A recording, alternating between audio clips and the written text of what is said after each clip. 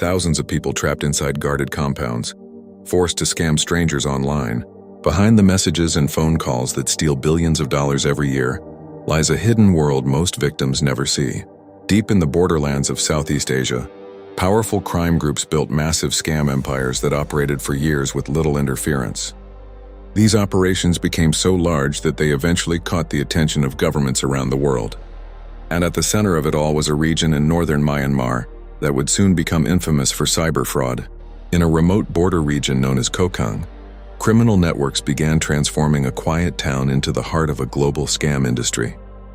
The town of Lokaing quickly became known for flashy casinos, luxury buildings, and large compounds guarded by armed security.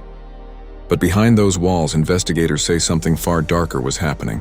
According to analysts and investigators, criminal syndicates were building massive operations designed to trick people across the world through online fraud. These schemes ranged from fake investments and romance scams to elaborate financial frauds. Victims were targeted through social media, messaging apps, and phone calls, and the profits were enormous. Experts estimate that the global scam industry generates tens of billions of dollars every year, making it one of the fastest-growing forms of organized crime. Authorities say much of the power in this region was controlled by several influential crime clans. These groups were sometimes referred to as the Four Families, powerful networks that allegedly built vast business empires across the region. Among the figures often mentioned in investigations were people like Bai Suocheng, Wei Chaoren, Liu Zhengxiang, and Ming Suocheng. According to prosecutors, these groups were involved in a wide range of illegal activities, including gambling operations, telecom scams, and other criminal enterprises. Their influence reportedly extended far beyond a single town. Some of these networks controlled security forces, casinos, and large industrial parks, where scam operations were carried out. To the outside world, these compounds looked like business centers. But inside, investigators say thousands of workers were being forced to participate in online fraud schemes. Many of the people working in these compounds did not arrive there voluntarily. According to survivor accounts and investigations, workers were often lured by advertisements promising well-paid jobs overseas. Some believed they were traveling for legitimate work in technology, marketing, or customer service. But once they crossed the border, the reality was very different. Passports were confiscated, communication with the outside world was restricted, and workers were instructed to begin contacting potential victims online. Their job was simple but highly organized. They would create fake online identities and slowly build relationships with targets. Sometimes they pretended to be romantic partners.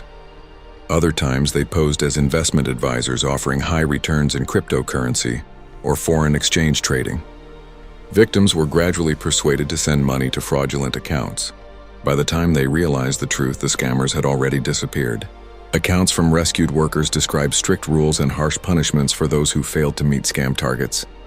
Some survivors reported being locked inside guarded buildings and forced to work long hours sending messages to potential victims. Those who tried to escape or refused to cooperate were sometimes threatened or punished. Many workers were effectively trapped inside the compounds, unable to leave without permission. These stories reveal the human cost behind the global scam industry.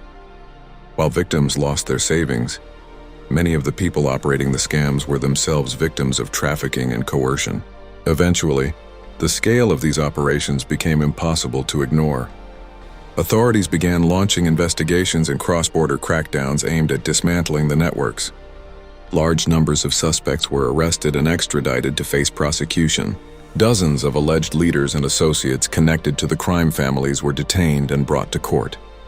Investigations exposed the vast structure behind the scam industry and revealed just how organized these operations had become.